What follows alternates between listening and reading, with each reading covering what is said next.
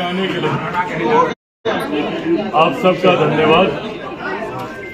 आज की ये प्रेस वार्ता एक बहुत ही महत्वपूर्ण विषय को लेकर रखी गई है, जहां तमाम राजनीतिक दल अपनी व्यक्तिगत लड़ाई लड़ने में मशरूफ है, अपने अपने कोर्ट कचहरी के मामले में फंसे हुए हैं। कुछ लोग अपने मुख्यमंत्री पर अफसोस इस बात का है कि इस पूरे प्रकरण में माइक बंद कर दीजिए, माइक बंद करो ना। और उधर कौन शोर मचा रहा है? जो शोर मचा रहा बोला। पर इस पूरे प्रकरण में अफसोस इस बात का है कि कोई भी जनता और जनता के हितों को लेकर, बिहार और बिहारियों की समस्या को लेकर कोई भी आवाज उठाने को तैयार नहीं। तमाम राजनीतिक दलों के पास पूरी फुर्सत है किसी व्यक्ति विशेष पर हो रही कार्रवाई को लेकर मार्च करने की, आंदोलन करने की, अपनी आवाज को उठाने की।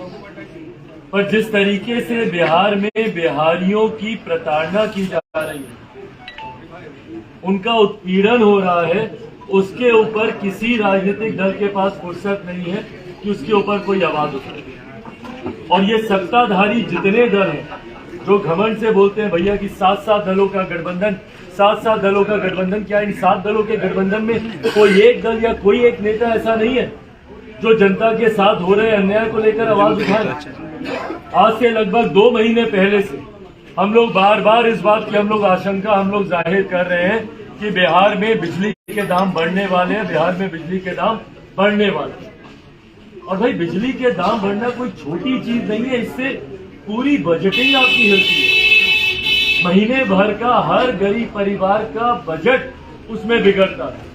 और ये सिर्फ एक बिजली का बिल बढ़ना ही नहीं है, इसका ये नहीं कि भैया पंखा बिजली हो गया हमारा महीने का बिल बढ़ गया। हर चीज के दाम इसमें बढ़ते हैं, उद्योग के दाम बढ़ते हैं, मैन्युफैक्चरिंग के दाम बढ़ते हैं, प्रोडक्ट्स के दाम बढ़ते हैं, हर चीज पे असर पड़ता है। ओवरऑल महंगाई इससे बढ़ती है। और कितनी सहजता से, कितनी सरलता से मुख्यमंत्री नीतीश कुमार जी ने बिहार दिवस का गिफ्ट, उपहार बिहार की जनता को बिजली के बिल में बढ़ोतरी कर उन्होंने दिया। जहां एक तरफ हम लोग बिहार दिवस मना रहे हैं, हम लोग बिहार की गौरव गाथा गा रहे हैं, गौरवशाली इतिहास को हम लोग याद कर रहे हैं, वहीं मुख्यमंत्री जी ने बहुत सहजता से और कहा क्या इन्होंने कि 24.1% कि हम लोग इसमें वृद्धि करें। जबकि अगर इसको सही से इसको देखा जाए तो जहां निजी उपयोग जो उपभोक्ता हैं उनके बिल में 1.5 गुना की इसमें वृद्धि हुई है, तो वहीं उद्योग में अगर आप देखेंगे तो लगभग 35 से 55% इसमें वृद्धि हुई है। ये कैसे हुई है, ये पूरा बाइफर्केशन मैं भी आपको बताऊंगा भी, और ये आई थिंक ये सारे दस्तावेज आपके साथ साझा भी किए गए। तो इसमें जहां जो निजी जो यूजर्स हैं उसमें 1.5 गुने की हुई है, तो वहीं जो उद्योग लगाने वाले हैं, जो उद्यमी हैं या जिनकी फैक्ट्रीज हैं, जिनके उद्योग हैं, उसमें 35 से 55% की इसमें वृद्धि हुई है। हम लोगों ने कई बार इससे पहले भी BERC को भी एक पत्र के माध्यम से भी हम लोगों ने उनसे आग्रह किया, और हम लोगों ने सिर्फ उनसे आग्रह नहीं किया। अगर आप मेरा ये पत्र अगर आप देखेंगे, जिसको हम लोगों ने साथ में संलग्न भी हम लोगों ने किया है, इसमें हम लोगों ने उनको सल्यूशन दिया था कि भाई कैसे बिजली के दामों को आप नियंत्रित कर सकते हैं। इस सल्यूशन को देते हुए हम लोगों ने उनसे आग्रह किया था कि आप एक प्रोजेक्टेड बैलेंस शीट आप तैयार कीजिए, और आप करके एक बार देखते, आप एक प्रोजेक्टेड बैलेंस शीट को आप तैयार करके देखते जहां पर आप वो आंकड़े डालते जो पैरामीटर्स के भीतर है। भाई सबसे कम दरों पर बिजली आज की तारीख में उड़ीसा खरीदे, बगल का राज्य। क्यों नहीं आप कम दरों पर आप बिजली खरीदते हैं मुख्यमंत्री जी? और कितने शान से मुख्यमंत्री नीतीश कुमार जी पटना में जो एक कार्यक्रम हो रहा था, जब उससे एक दिन पहले हम लोगों ने मांग की थी कि क्यों नहीं गरीब वर्ग से आने वाले लोगों को सर्टेन यूनिट्स तक बिजली मुफ्त की जाए, तो छूटते ही मुख्यमंत्री क्या बोलते हैं कि कुछ लोग जो मुफ्त में बिजली की बात करता है, उन लोगों को पता है कितना महंगा बिजली खरीदते हैं हम। भाई क्यों महंगी बिजली खरीदते हैं आप, यही तो हम लोग का सवाल है। आप बनिस्बत बाकी राज्यों के आप देख लीजिए, ये आंकड़े भी मैंने आप लोग के साथ साझा किए हैं। आप बाकी राज्य देख लीजिए, बिहार 4 रुपए 26 पैसा, उड़ीसा 2 रुपए 46 पैसा, हिमाचल 2 रुपए 57 पैसा, जम्मू कश्मीर 2 रुपए 77 पैसा, गोवा 2 रुपए 88 पैसा, केरला 2 रुपए 86 पैसा। तो क्यों भाई बिहार इतनी महंगे दरों पर बिजली खरीद रहा है, लगभग दुगने दाम पर। और ये दुगने दाम पर आप बिजली खरीद ही नहीं रहे, बल्कि जब आप इसको सब्सिडीज देते हैं उन कंपनी को, तो वो भी इसमें जुड़ता है। इसका भी जिक्र हम लोगों ने किया है। कौन से पन्ने पर हम लोगों ने इसको लिखा है? सबसे लास्ट में पॉइंट 11 हम लोगों ने लिखा है, सरकार एक और धोखा जनता के साथ कर रही है जिसे समझना जरूरी है। इसको आप ऐसे समझिए, उदाहरण के तौर पर हम आपको बताते हैं कि अगर कोई 5 रुपए का सामान खरीद के उसको 10 रुपए में, अगर कोई 5 का सामान 10 रुपए में खरीदे, भाई जो बिजली आप 2 रुपए में खरीद सकते हैं, आप उसको काहे के लिए 4 रुपए में खरीदे? पहले तो आप दुगना खरीद ही रहे। उदाहरण के तौर पर 5 का सामान कोई 10 रुपए में खरीद रहा है और उस पर 3 रुपए की वो सब्सिडी दे रहा है, तो 5 रुपीज प्लस 3 रुपीज, टोटल तो 8 रुपए आप खर्च कर रहे हैं ना। तो इसको आप वसूलेंगे कैसे? आप जनता से ही आप वसूलेंगे। और यही काम ये सरकार कर रही है। और ये सरकार, इन्हीं लोगों ने आज से 1 साल पहले बीईआरसी को, कौन सी तारीख थी वो? 14/2/2022, 14/2/2022 को इन लोगों ने बीईआरसी को कहा था कि भाई आप अपने लॉसेस को कम कीजिए, बिल बढ़ाने की बजाय, उपभोक्ताओं पर इसका बोझ डालने की बजाय आप अपने लॉसेस को कम करने का काम कीजिए। और ये आप तमाम लोगों ने प्रिंट, इलेक्ट्रॉनिक और सोशल मीडिया पे प्रमुखता से ये खबर चली गई थी, बिजली दर में बढ़ोतरी नहीं तो ये बिजली महंगी करने की बजाय नुकसान कम करे कंपनी। ये 1 साल पहले कहा था। भाई इतनी बड़ी बड़ी कंपनियां हैं, वहां पर जब नुकसान कम करने की बात हो रही है तो कम से कम भैया आप उसको समय तो देंगे कि नहीं देंगे? या वो कंपनियां समय लेंगी कि नहीं लेंगी कि भाई कैसे हम अपने लॉसेस को कम कर सकते हैं, एडीएमसी को कैसे हम लोग उसको नियंत्रित हम लोग कर सकते हैं। बिना इन चीजों पर अध्ययन किए हुए, बिना इन चीजों को वर्कआउट किए हुए महज 4 महीने के लिए इन लोगों ने बिजली के दामों को 40% बढ़ाने का प्रस्ताव इन्होंने दिया।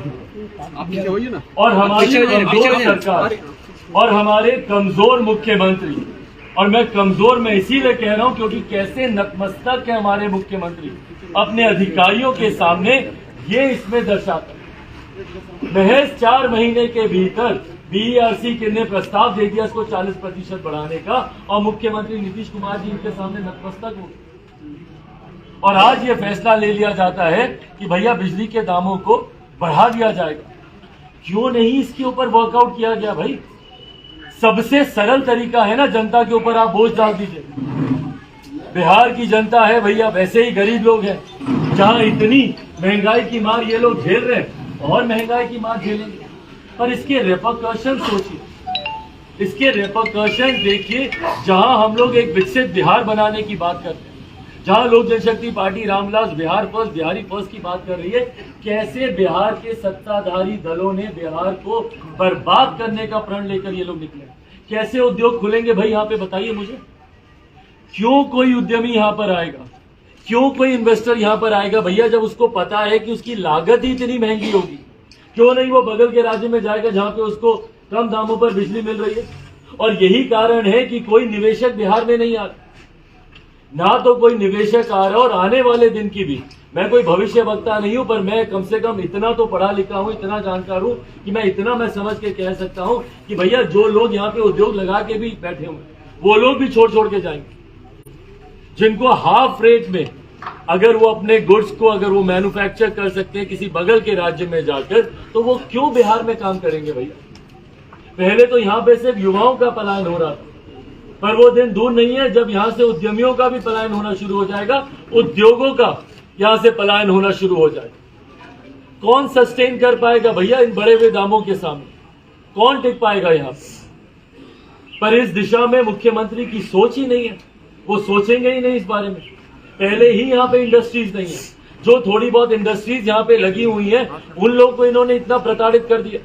जिस दिन से ये दाम बढ़े हैं या जिस दिन से दाम बढ़ने की आशंका है, उस दिन से आए दिन गरीब परिवार के तो लोग आ ही रहे हैं। भाई स्मार्ट मीटर्स और इनके तहत तो उन लोगों को लूटा ही जा रहा है, वो लोग तो आ ही रहे हैं, पर साथ में जिन लोगों ने उद्योग यहाँ पे लगाए हुए हैं वो लोग परेशान है। भैया इतना तो हमको मुनाफा नहीं होता जितना अब उसकी लागत में इन्वेस्टमेंट अब हम लोग की बढ़ जाएगी। और कितने इन लोगों ने इसमें हिडन चार्जेस इसमें जोड़ रखे हैं। कहाँ पे जिक्र किया हम लोगों ने हिडन चार्जेस?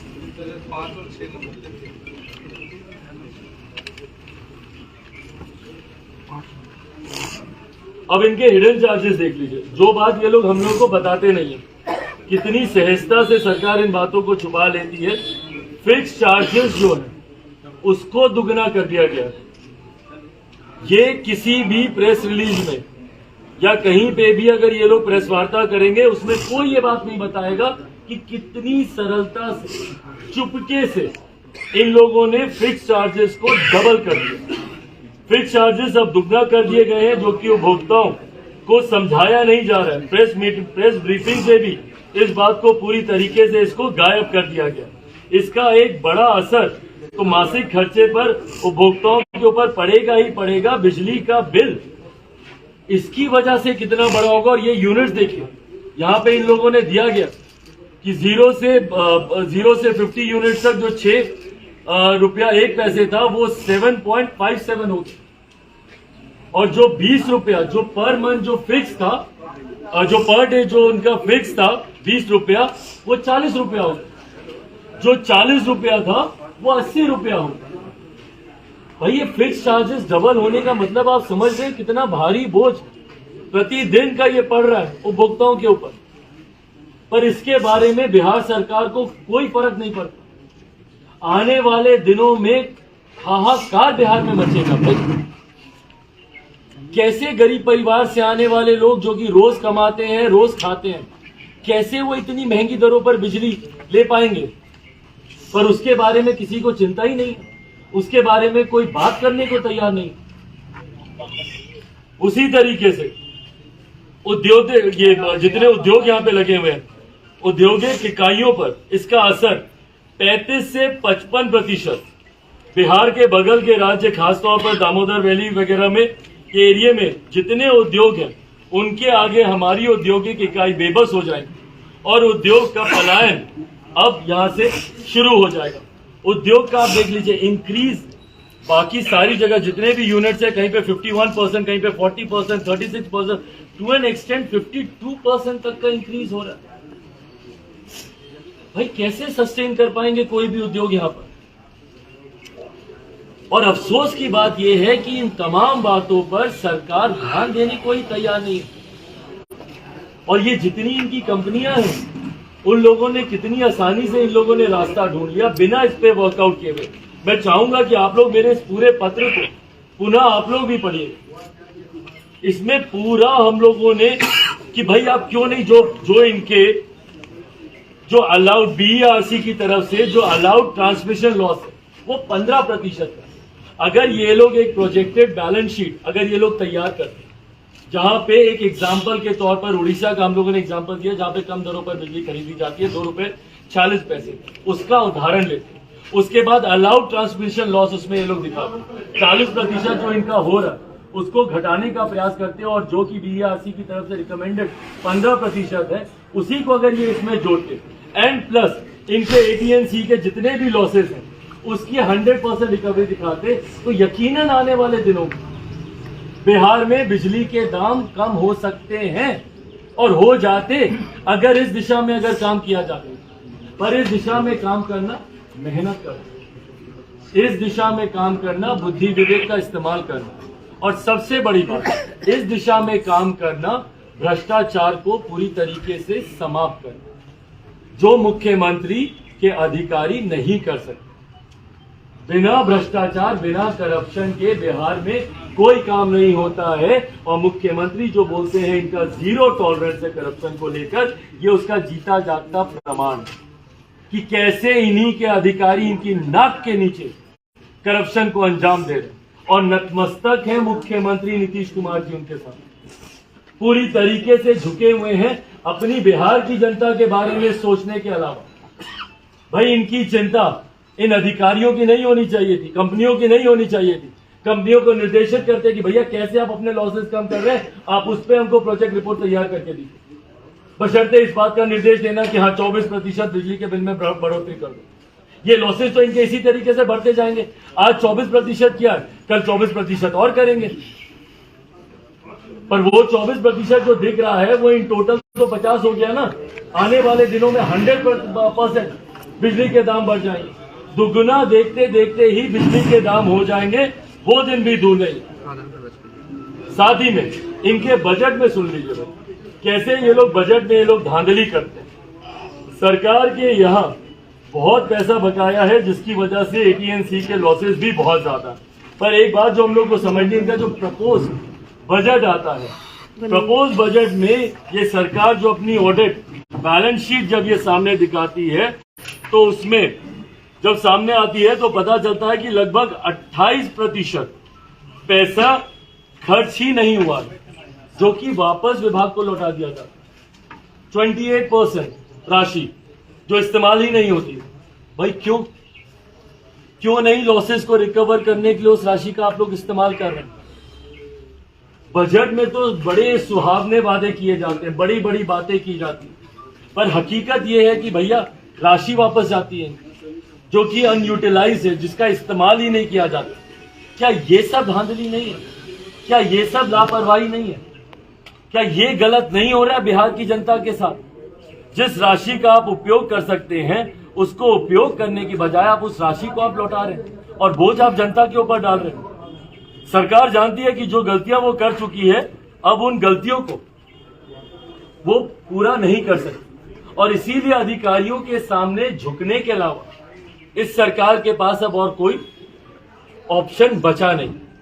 पर सरकार अधिकारियों के सामने जब जब झुकती है तो उसका बोझ जनता के ऊपर पड़ता है। और अफसोस की बात यह है कि ये बोझ पड़ने की जो शुरुआत, एक गलत प्रेसिडेंस की जो शुरुआत यहां से हुई है, गलत परंपरा की जो शुरुआत हुई है कि भैया आप लॉसेस नहीं भर पा रहे, जनता से ज्यादा टैक्स वसूल लीजिए, जनता से ज्यादा पैसे ले लीजिए। ये जिस परंपरा की शुरुआत हुई है, भाई मैं दावे के साथ कह रहा हूं वो दिन दूर नहीं है जब बिहार में महंगाई आसमान छुए, बिहार में बिहारियों का रहना मुश्किल हो जाएगा, उद्योग तो लगने की अब कल्पना भी कोई नहीं कर पाएगा, निवेशक अब बिहार में आने की भी नहीं सोचता। हम लोग लंबे समय से इस विषय को उठा रहे हैं, मैं आप तमाम साथियों से मैं आग्रह करूंगा प्रमुखता से इस विषय को उठाएं। जो सरकार उलझी पड़ी है अपने नेताओं को बचाने के लिए, उस सरकार की चिंता होनी चाहिए भैया बिहारियों को भी लेकर।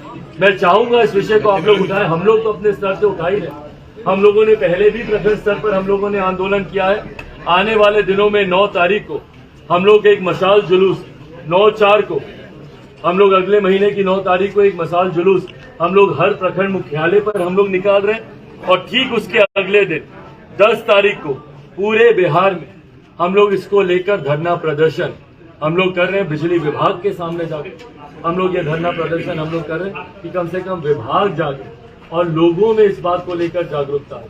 और हम लोग मोबाइल, व्हाट्सएप, सोशल मीडिया के माध्यम से भी हर मोबाइल पर, हर घर में ये तमाम दस्तावेज हम लोग पहुंचाने का काम कर रहे हैं ताकि बिहार की जनता भी समझे कि जो मुख्यमंत्री जात पात धर्म मजहब में उलझाकर वोट बैंक की पॉलिटिक्स करते हैं, लव कुश, कोरी, कुर्मी, अगड़ा पिछड़ा जो करते रहते हैं मुख्यमंत्री, दलित, महादलित, पिछड़ा, अति पिछड़ा की जो राजनीति करते हैं, इससे भाई कोई दलित ही परेशान होगा या कोई से पिछड़ा ही परेशान होगा या अति पिछड़ा ही परेशान होगा या से मुसलमान ही परेशान होगा? इससे पूरे बिहारी परेशान होंगे भैया, और गरीब बिहारी खासतौर पे परेशान होंगे। तो ये तमाम बातें जनता तक तो हम लोग लेकर जाएंगे ही, पर मैं चाहूंगा कि नेताओं को अगर फुर्सत मिले अपने नेताओं को बचाने से, उनके लिए बड़े बड़े आंदोलन खड़े करने से, अगर इन नेताओं के पास समय हो तो बिहार की जनता के बारे में भी सोचें। बिजली के बढ़े हुए दामों को पुनः हम लोग मांग करते हैं कि इस फैसले को वापस लिया जाए। बिजली के जो दाम बढ़ाए गए हैं सरकार उस पर पुनर्विचार करे। बीईआरसी से भी हम लोग आग्रह करते हैं कि जो सुझाव हम लोगों ने दिए हैं उस पर गंभीरता से अमल करते हुए आने वाले दिनों में कम से कम जनता की आप उनको गोलियों से तो नहीं बचा पा रहे, पर कम से कम बढ़ते हुए दामों को आप जनता से बचाएं, ये आग्रह है सरकार से।